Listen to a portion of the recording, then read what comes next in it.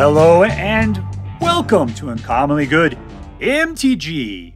I am your host, first of his name, Dr. Yukon Suck It. Yes, thank you so much. Yukon Suck It. Word to your mama. So I'm broadcasting to you once again, say it with me, from my secret underground headquarters. Yes, thank you. And I'm bringing to you a deck that I found over on the Aether Hub called the deck Abzan has been waiting for. The Dark Lord Abzan. And it was posted by Jiroxys, makers of fine luxury stuff. Ah, man, that sucked. Makers of fine luxury candies and coffee assortments. There, that was much better. So anyways, this is the deck pretty much unadulterated for the way I found it. And, you know, it's definitely got the black vibe going on that you're used to, right? A lot of black control. So we got, the Soul Transfer. We got Liliana, which is all about control. March Towards the Sorrow, Cut Down, Infernal Grasp, and Cruelty of Gix. You know, we got a lot of discard and creature kill going on. Sheoldred is probably your big, gigantic wonder beast because with that big old 5 butt right there, she can defend a lot. Not to mention the fact that she's Death Touch, so a lot of people be scared to send in their decent guys while Sheoldred's out there. And while she's just standing there doing nothing, just defending the southern flank, she's going to be gaining you 2 life a turn at least, and forcing them to lose 2 life a turn as cards are drawn. We do have a little bit of graveyard recursion between Soul Transfer and the Cruelty of Gix. If you need to, this one brings it right out to the battlefield. This one brings it into your hand, but then you can pay for it after that. Nothing in here is terribly expensive, so it's well worth doing probably with the Soul Transfer. Let's see what else we got. Graveyard Trespasser takes care of ripping apart people's graveyards in case they have anything that's going to have flashback or, you know, replaying Blitz or whatever the guys are, like, you know, Tenacious D, this guy right there. And your Anointed Peacekeeper comes out and makes things harder for them to cast, at least one card in particular. Plus, as I understand it, he is a great combo with Reckoner Bankbuster because you can attack for 3, and then afterwards, you still have the ability to, on your opponent's turn, to jump out with your Reckoner Bankbuster, having assumed his position to use 4 for defense rather than 3. The only other kind of guy you got going on is Tenacious Underdog, which, you know, just is a good 3/2 attacker, at which point he's a card draw when you play him out of your graveyard. Of course, you're losing 2 life each turn that you use him. Wrenn and Seven is a weird choice, and this is what makes it more than just Orzhov, right? And it's because Wrenn and Seven really is about getting lands, I suppose. Because if you have lands in your hand, then it allows you to discard something if you're using Liliana to pump up. I mean, if you're trying to hold on to something in your hand, you need something else to throw away. Wrenn and Seven's out there to give something to you. And if you get them big enough, you know, I don't know, you might be able to say you have no maximum hand side. I'm not sure why you would care. Oh, I get you. Return all permanent cards from your graveyard to hand. So it'd be interesting to see him actually do something other than just put out Tree Folk. As far as lands are concerned, we've got Kamigawa White, which do 4 points of damage to blocking or attacking creature. Kamigawa Black, which causes you to mill and return. So it's more a graveyard recursion because you can return a creature or planeswalker to your hand. And this one does disenchants of weird stuff. Artifacts, enchantments, non-basic lands. Other than that, we got a bunch of slow dual lands, semi-fast dual lands, and regular basic lands. That's the deck. Let's take it out and see how well it works. And we're playing against Mahamoti. That sounds right. Slow lands. Let's keep it. We'll play the slowest of the slow lands. Gain life. I'm up to 21. That's practically winning. All right, number 2 is going to get us a Reckoner Bankbuster.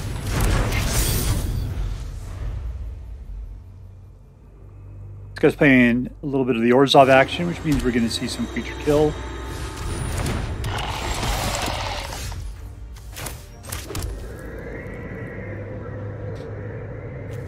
Sacrament plus, whatever. Okay, let's go ahead and put out a Graveyard Trespasser. We'll crew up. And I'll attack. That's actually a lot of damage for turn 3.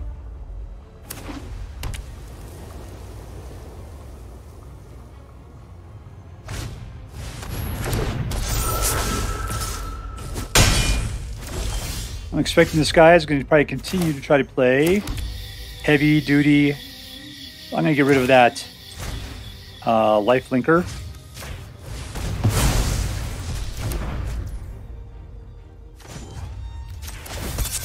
I'm going to go ahead and continue with the assault by 4 points of damage.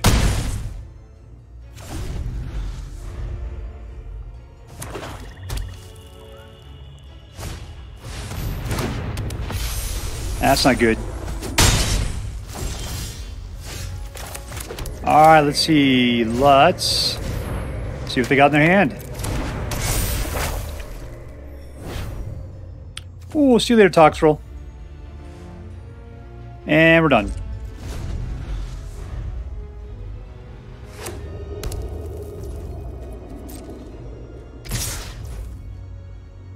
Can't block either of that. Probably need to go wipe the board or something. What do we got in here, by the way? My turn.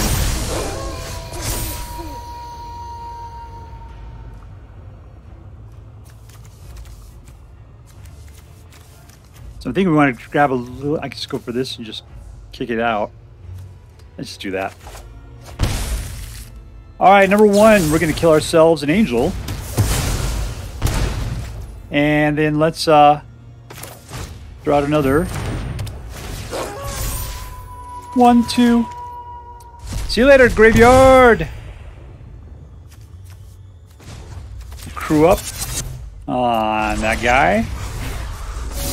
And we'll come in for 8.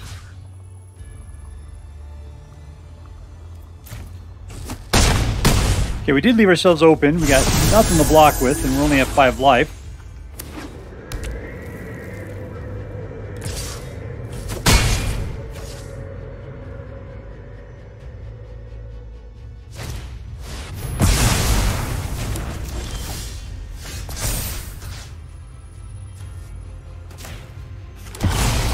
I'm back, baby! Alright, what's he got in his hands? He can wipe the board again, right? So... what's that thing called? Let's just put it out. Path of Peril. We're going to crew up on that guy since he can't do anything anyway. And go all in for 4.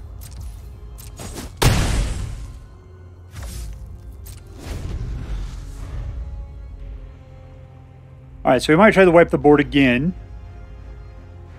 It'll cost him 5, which will keep him from playing whatever else he's got there. Well, that's good for you. I can make it past him. I'm not too worried about it. And we win! That's what victory looks like. Playing against Donomars. Donomars, I guess. 1, 2, a whole bunch of creature kill. Let's see what we can do.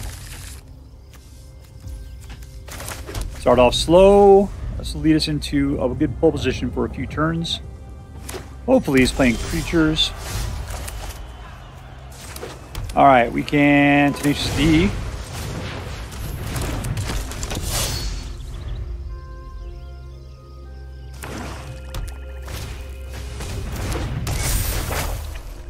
This guy's playing even slower than us. Gain a life. And in for 3.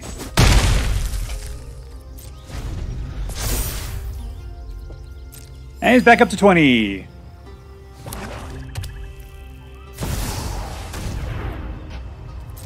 Infernal Grasp is not going to help us out with that.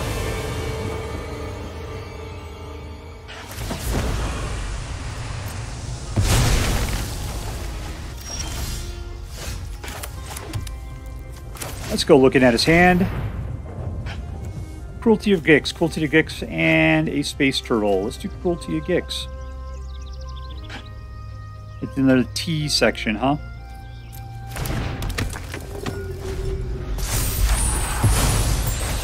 Alright, so our path forward is to attack Liliana.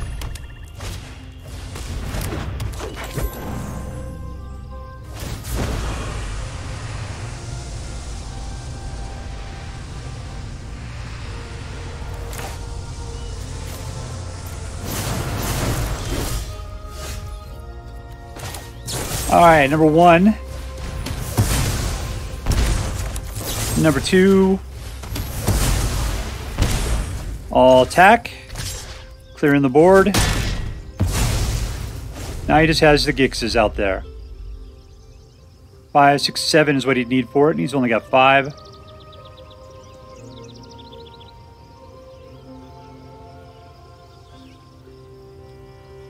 I want to put out Sheoldred next just so I can punish him for every card he draws.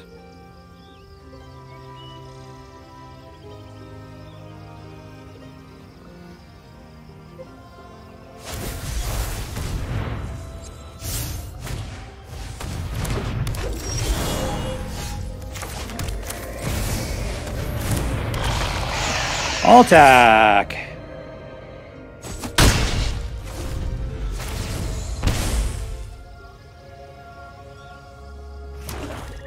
Alright, he's almost got it. Oh, he got it. That sucks. He's making me get rid of the Graveyard Trespasser. Oh, he's just going straight to the end. Ooh, I should have been clearing that out from the beginning then, apparently.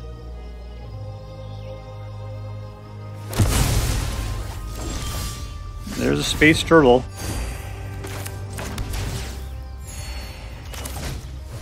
Let's go chew up a graveyard. Space turtle.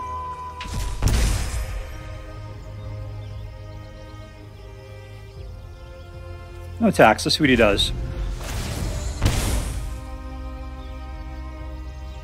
But then come with Sheoldred, we kill it. He sends any lands at me, I'll just kill them with Sheoldred.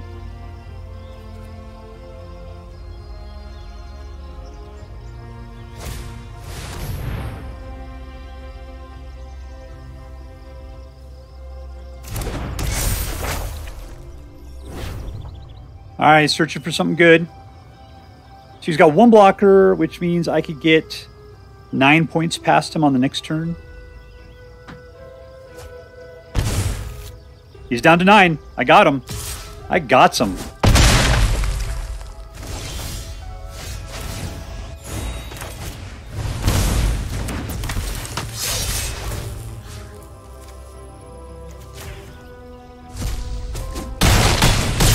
And we win!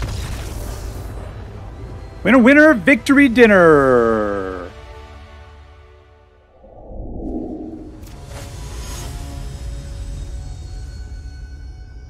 Now we're playing against a name that I cannot pronounce. 1, 2. Let's keep it.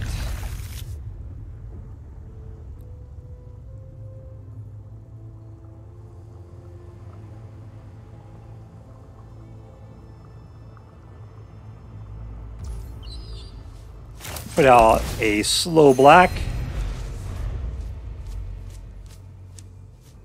And let's make Shikaka shut up. There we go. Nice and slow still.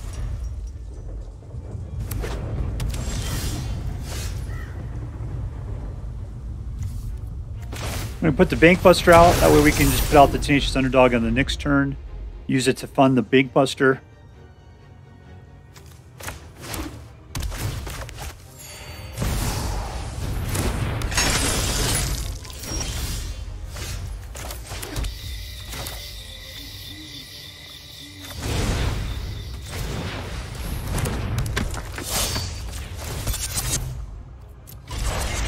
Alright, Tenacious D gets inside the cockpit and takes the Bankbuster for a ride.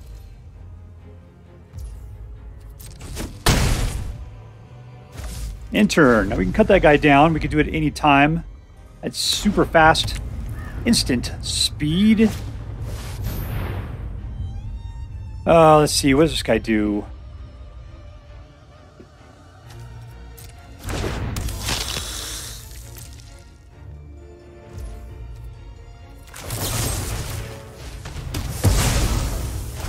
Dead! Alright, we are low on the juice. Let's just keep this going. All in for the attack.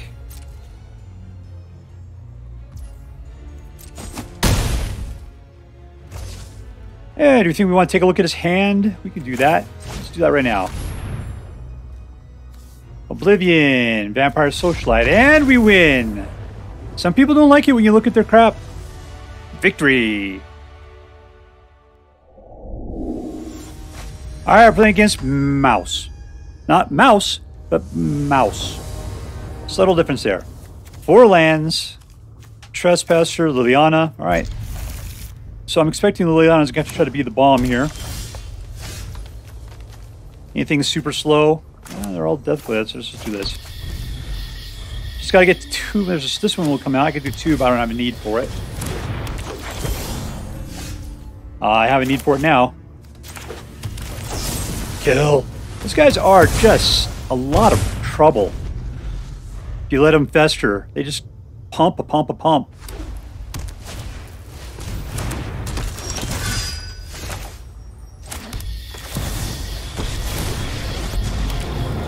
And sacrifice.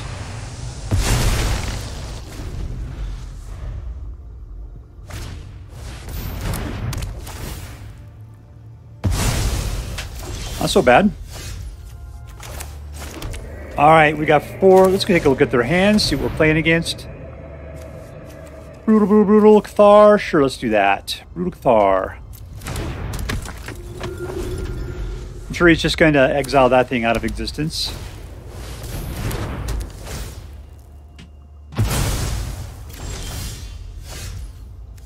All right, number 5.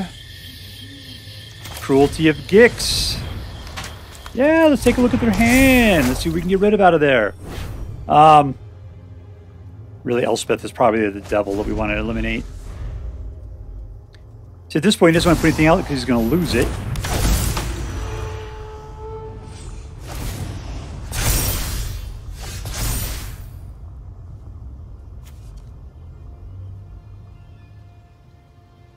All right, what can we do against people that are exiling stuff?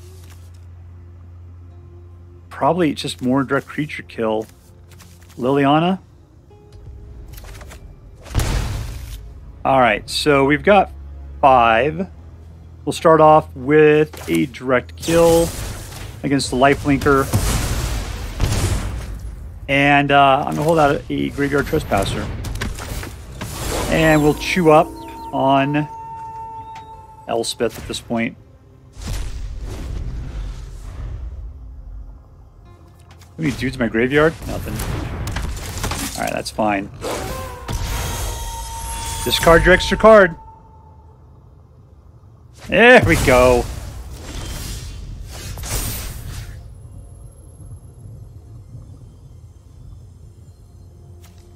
Yeah.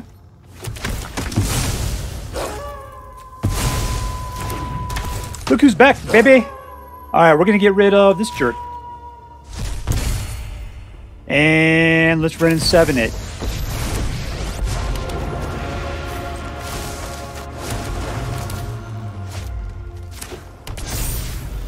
Alright, all my dudes are blowing smoke rings at the moment.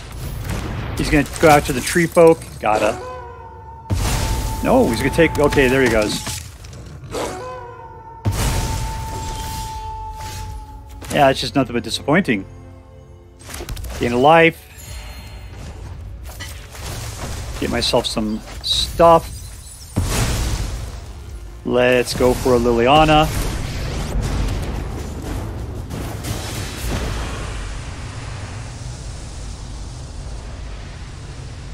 And I got 3 left. It's going to be great. And... Oh, he gets his own guy back, though. That sucks. All right, so never mind. I'll attack. Yeah, I'll get rid of those guys. Thing is, if he lets his guy get killed, his other guys could be released, and then he'll be able to go after my guy again. In turn. Now Liliana can be killed.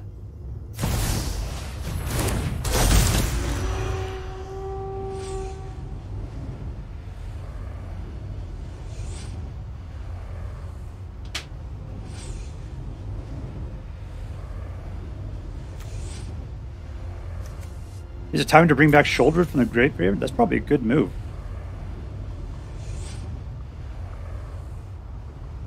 Free to get him back, 4 to play him.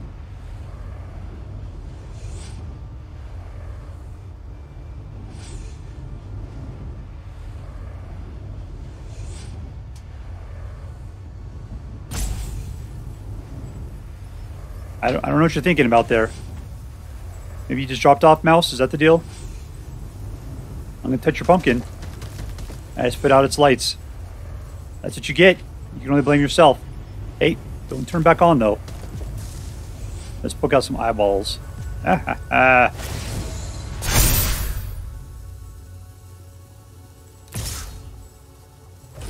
Ooh, we went after him instead. Alright, this is fast. We're doing it fast right now. Number 1 is we need to just go ahead and kill this guy. Number 2, let's bring back Sheoldred. Let's put Sheoldred out. And I can't afford him. That sucks. Alright, let's force a discard. And no attack. We got to keep Liliana alive.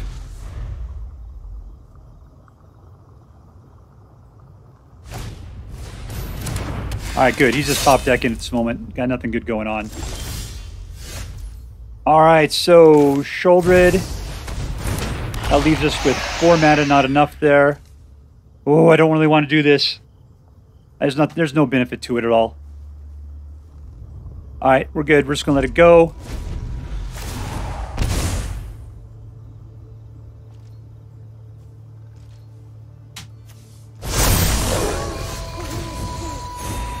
Alright, here we go. And we'll pop this guy out.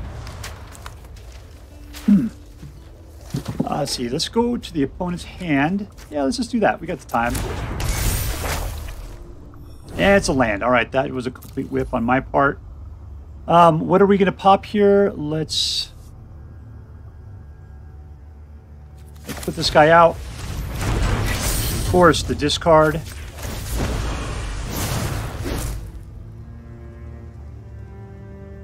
And we're good. No attacks in turn. Well, that's not good at all.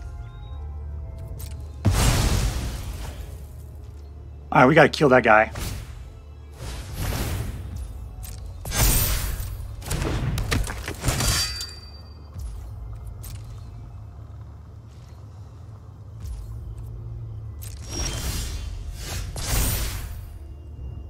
Alright, so we're gonna lose 3 from this. What are we gonna do?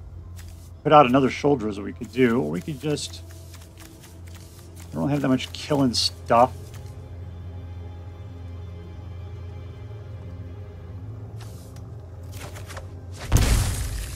Alright, I'm going to force him to kill somebody.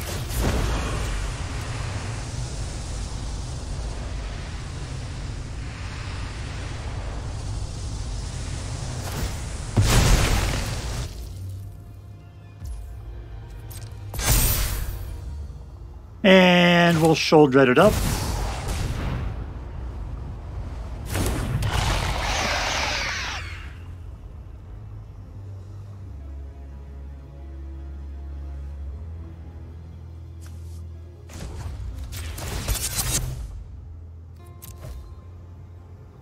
Alright, so at 3-3 at first rank is not a great situation, so we'll go in 4.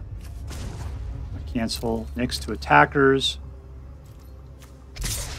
And we'll take it like that.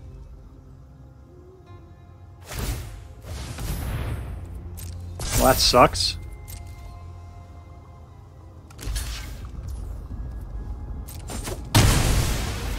We lost that for nothing good.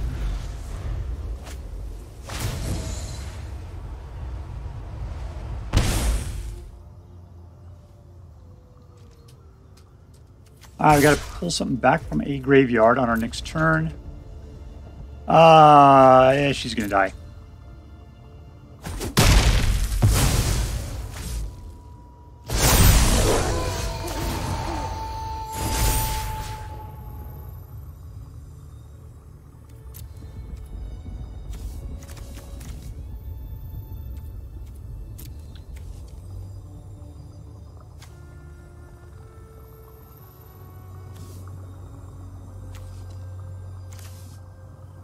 Any white for this? Sure, let's do that.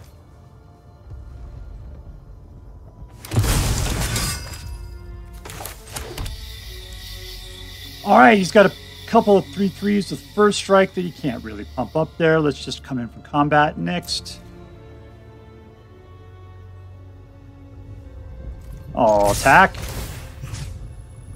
Getting rid of 2 things. We'll go for 1 and 2.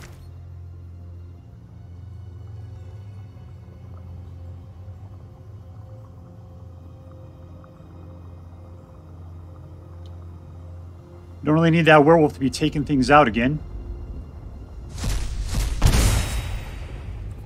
Next to blockers. Feel free to block.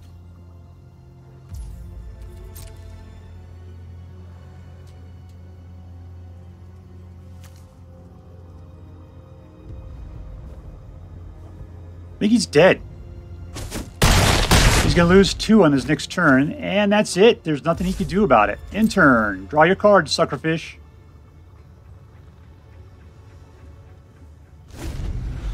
And there it is. Now, if you're a spiteful fellow, there we go. I was going to say you'd wait for the 30 seconds and then let me sit on the hook the whole time. Victory! All right, so here we are with what I'm calling a weighted Abzan. That's because the original deck's name was "This is the Abzan deck you've been waiting for." And I'm sorry, that was just a little too wordy for the little tiny space I had to put it into. I did, let's see, I did change the lands up, but it wasn't really. They came in as weird old versions, and I just changed them out for newer versions. Just because, yeah, Jungle Hollow, I had like 2 different ones of the same type or whatever. They were both old. So I removed both the old ones and just got 3 new ones in there. So let me ask, who was the real hero of this deck? Who was the real hero? And I'm looking. I'm guessing, yeah, nobody really stands out as being the hero. They all had their parts to play, and they did a good job. Graveyard Trespasser, of course, is out there ripping apart those graveyards, which is a fantastic situation. Because we're playing so much from the graveyard in today's meta. And being able to clear that stuff out is fantastic. That's why Unlicensed Hearse is also so good. Tenacious D with being able to come back from the graveyard. Sheoldred for, even if she's not attacking, is doing that 2 points of damage every turn. Plus, as a 4/5 with Death Touch is such an incredible thing to have to worry about. You did add a decent amount of creature removal between Soul Transfer, Liliana, and Cut Down, and March of the Wretched Sorrow. Things we never saw March of the Wretched Sorrow come out. Oh, I forgot Infernal Grasp, one of my favorites. The thing is, we don't have much that goes up against Planeswalkers. Soul Transfer does. That's about it. We were able to play a couple bank shots between taking things out with Infernal Grasp nice and cheap, and using our creature to take out another Planeswalker because they had no defenders at that point. Cruelty of Gix has a nice feel to it. It's nice because you got to look at their hand to see what you're going up against, and then you go get a card on the next turn. It sucks you lose 3 life, but it is that powerful enough a card I can see why they charged it. And lastly, you can put a target from any graveyard into the battlefield under your control. A lot of times they have better stuff than you, so that's actually pretty decent. Wrenn and Seven is a weird fit for this deck, but it, like I said in the original instructions for this deck on AetherHub, it said what you're kind of using this for is its +1 ability, which is to go get lands. So that way you get something to sacrifice to Liliana as she wants to. So that way you can hold on to the cards in your hands if you want to. Because you can always throw away a land if you needed to. And the good thing about this deck is you don't really need a lot of land. You get up to 5 and you're good to go. Everything after that is just gravy. I mean, it's nice to be able to play 2 cards per turn, so you might want to have a little bit more than 5. But if you're getting to the point where you got Liliana out, absolutely. Just chuck those lands away. You only need 5. So altogether, it was a good deck. It was a good deck. Let me rate this thing up. Deal is it competitive? And I think so. I think it did. I'm not going to give it like a super, victorious competitive, but it's definitely a deck that's probably going to win more than it loses. At least that's the way it feels. I got 67% off of it, which is a really decent rating. Secondly, was it fun? Was it fun? Yeah, I don't know if it was fun. It was okay. It was an okay deck. I mean, I'm not going to say... there wasn't anything, exciting about it. Yeah, it did things. I was like a good graveyard recursion deck. This thing has it. It didn't really feel like it was really working towards it too much. I mean, I would like it. I would have been super fun if more often than not it would have been like, and guess who's back? Sheoldred. But you know, it's just Sheoldred might die, and then you can bring it back once, but you have to wait a while or just jump over tremendous. You have to read ahead to be able to get to it. It's kind of rough. Plus, it's, you know, at 5, there's just not a lot of that going on there. So I kind of felt like the deck was more surgical. Like it was doing what it needed to do. It's like maybe it was just the decks I was being put up against. Those guys were just removing my stuff all the time. It was really hard trying to keep things on the board. Yet the deck kept providing, which was really good. So is it fun? No, it wasn't necessarily a fun deck. I'm not going to say it was unfun. I'm just going to give it a neutral rating. And lastly, was it interesting? And that's where I'm going to say, yeah, it seemed a little interesting. It was a little interesting. There was definitely, it was one of those things where you're thinking about how to do things, the placing of orders. You know, it wasn't like there was a lot of comboing going on or anything like that, but the deck had its potential anytime. So it wasn't just like you're playing mono red, where you're just slamming things out as quickly as possible and hoping for the best. You know, that's like the ultimate no math game where it's just like, I'm going for it. I'm going for it. In this one, yeah, you laid traps occasionally. You put things out. You held on to certain cards because you kind of were waiting for certain things to happen. This has definitely got more of a control vibe going to it. So I'm going to say, yeah, it was interesting. So it was competitive. It was interesting. It wasn't nearly as fun. I think I'm going to give it an A- just because of all of that. It was a good deck. There's great cards in here. But, you know, I still think it's an A-level deck. I think if you're the kind of person that likes playing this kind of thing, this is the kind of deck for you.